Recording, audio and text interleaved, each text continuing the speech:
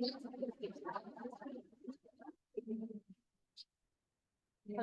Hi, everyone. How's everyone doing so far? Good.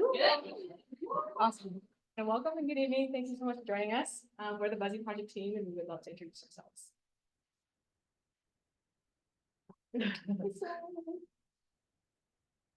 So my name is Danielle Lynn. I'm the project lead. I'm also a second-year sustainability student at ASU. And then we also have Eva Brunthal in our team, but unfortunately she can't make it here with us today. But she's currently a third-year student at NNU studying geography. And I'm Emma. I got my Bachelor of Science in Sustainability at ASU last year, and now I'm in my second year of a master's degree, also at ASU for Sustainable Solutions. So our project partners are Aaron Lieberman, who is the CEO of Buzze, and Nestor Carrillo, right there.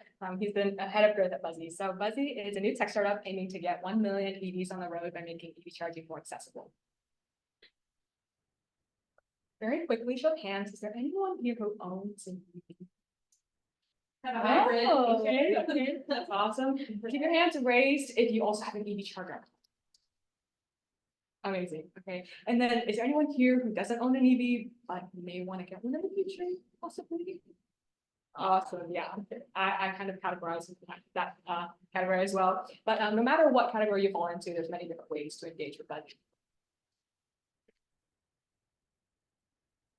So Buzze is an app that essentially connects EV drivers with chargers right within the neighborhoods. So homeowners who already have level 2 EV charging installed within their homes where they live, they can sign up to become hosts on Buzze. So they'd be essentially listing their chargers and allowing EV drivers to come by and get charged there. So through the app, Buzze hosts can list their preferences and their availability. So they can outline exactly what their schedule looks like and when and where they would like EV drivers to charge. And then alternatively, drivers who want access to Buzze's network of EV chargers, they can sign up to be drivers on the app. So they can access local chargers near the neighborhood and then book a charge through the app with that host. The nice thing is Buzze covers the electricity costs for homeowners. So that not only allows EV drivers to pay lower competitive rates compared to superchargers, but it also allows homeowners to get a small profit off of every completed charge. So just to address some of the common questions that we often get with this app when we were talking to people is a big one for the hosts was, what do I do? You know, I don't necessarily want someone parking in my garage where my charger is. So a common solution for that, Buzze will actually help you get an extension cord that goes out of your garage. You can actually see it right here, so that a driver that's coming to charge can then hook up outside. Another common concern is, you know, what if they block my car in? Like, I don't know how to work around those types of things. Well, like Danielle said, you set up your exact time that you would want someone charging. So say you're at work all day, they could come charge then. So there's no concern with who's blocking in who. On the driver's side, a lot of people asked us, well, what am I supposed to do while my car's charging, since it is a level 2 charger, so it takes a little bit more time. And that's where the whole idea comes from with the neighborhood EV charging. So most people will, you know, stick within their neighborhood, drop it off there overnight if that's what's accessible based off of the host's preferences, or they could plug it in while they're at work, somewhere around their work area. Yeah, so because Buzze was a very new AZ-based tech startup, they wanted to or support with increasing their downloads after their initial launch in Phoenix. And they also wanted to just spread the word about the app within the EV community to demonstrate how useful this can be to both homeowners and drivers. They also wanted to identify common concerns that EV drivers are experiencing when in relation to EV charging infrastructure, so that they could address those exact concerns with the app. Then lastly, they also wanted to inform the drivers and owners or anyone interested in EVs about all the localized or the benefits of localized EV charging through informative posts so they could expand their social media presence and promote EV adoption. So what was our project vision and mission working with GreenLight? So our vision was just to make EV charging more accessible and efficient in neighborhoods across the United States.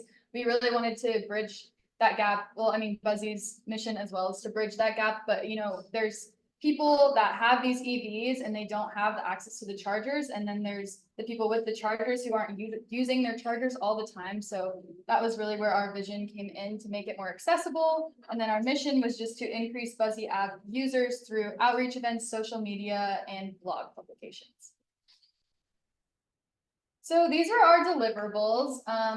Just to briefly touch on them, Danielle will go into more detail on the next slide, but we did surveys at superchargers in Arizona. We actually went to the Tesla superchargers and did in-person surveying.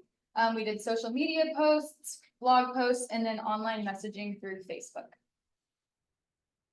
So to kind of expand on that more, so we identified 2 main objectives and multiple key performance indicators to track our progress and our successes throughout the project. So as Emma mentioned, our first and main objective was to promote the app. So we initially started with in-person outreach at Tesla superchargers. So what we would do is we would go to Tesla superchargers and then find EV drivers as they were charging. We'd survey them, and then after we surveyed them, we'd ask them to download or sign up for the app right on the spot. And so through this endeavor, we targeted the number of downloads and the number of surveys that were being completed. So that's what we tracked. And then in terms of, we switched to online outreach and content creation. So for online outreach, we measured the number of direct Facebook messages sent to EV enthusiasts, and also the number of Facebook group posts that were being made. And also for content creation, again, like Emma mentioned, we mentioned social media posts and blog posts. So we were tracking those. And during the midst of our outreach, we actually also had the opportunity to help Buzze with PR as they were expanding into California. So we were able to compile a small list of contacts they could potentially pitch to in San Diego and Los Angeles. So our second objective was to communicate Buzze's environmental impact through infographics. So we were tracking these through the number of infographics being created and the number of staff in each one. And so as you can see, these are a few of the infographics we made. We implemented a few of the different aspects of some of them throughout the presentation. So keep a lookout for those. So our learning outcomes. It was very exciting working with a startup as it was quick moving. We learned a lot about adaptability and being dynamic and flexible, because Buzze ended up really taking off very fast. And I mean, I feel like we had just gotten brought on, so that was very exciting for us. And that's kind of where we did end up getting the best of both worlds, because we got that original outreach in person where we could really connect with people and talk about face-to-face what they were experiencing with EVs and EV charging, and especially in Arizona, being local to Arizona. And then switching to the online outreach after doing that for a few weeks. The online outreach was really great because we could reach a larger audience, and it helped when Buzze expanded into California. So again, just hitting on those ability to pivot quickly. We learned a lot about project management and communication, which yeah, so it's really interesting because for both the in-person and the online outreach, we were really able as a team to learn about hone in our strategic communication skills as we were trying to persuasively and effectively communicate Buzze's mission, their services, and just really raise that awareness about how useful a tool like Buzze can be for the EV community. And then also, as we pivoted our strategies and adapted our action plans throughout the project, we learned a lot about the complexities of project management and also the importance of proactive communication. So throughout the project, we had to really consistently prioritize that communication to make sure we're all on the same page and to make sure we're best serving Buzze as they try to, try out a whole bunch of new different things to expand their platform. So overall, it really helped foster our professional development by allowing us to face real world challenges and get feedback for our constructive feedback for our work, and then see what it takes to really collaborate effectively on the sustainability project. And just to find, like what makes the most effective communication through a startup, and yeah. So looking at the sustainable development goals, kind of how does Buzze have that broader impact globally?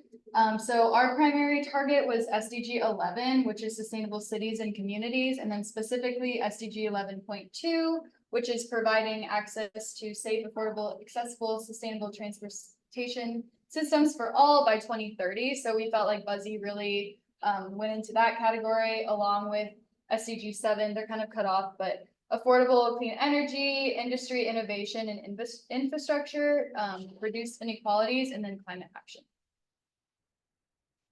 And so this was one of our infographics showing how big of an impact Buzze can have. And so what we did was we converted what would happen when 100 Buzze users charge twice a week for a year. And by doing that, we looked at the average kilowatts per hour it takes to charge an EV, which is 50 kilowatts per hour, and then twice a week. So multiplied that by 2, and then times by 52 weeks in a year, multiplied by 100. And I feel like the big numbers to get out of that was the 217 metric tons of CO2 avoided in a year is the equivalent.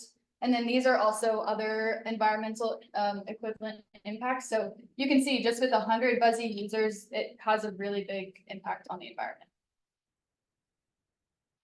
So half of the audience saw a few hands who had EV chargers. I know you should read, yeah, that might help. But so if you have an EV or you drive an EV, so please sign up to be a driver on the app, and you can have access to a whole network of neighborhood chargers that might be really close to you. It might be more convenient than a supercharger. And if you have a charger at home, you can become a host. It might not help. It might also help you with profit, but you're also supporting the EV community and making infrastructure, charging infrastructure, much more accessible to people. And if you don't fall into any of these two categories, still please spread the word about the app. And then you can also follow Buzze on Instagram at Buzze_Inc. to follow their feed, see what they're up to. Then if you know anyone who has an EV or is interested in getting one in the future, spread the word, please tell them about it, and then you can really help Buzze accomplish their mission of getting 1 million EVs on the road. Thank you so much. Yeah, and there's little codes, I think, around. Yeah, so you can in scan the- those, and then online people, you can find them at Buzze Inc. online. So yeah. Thank you guys.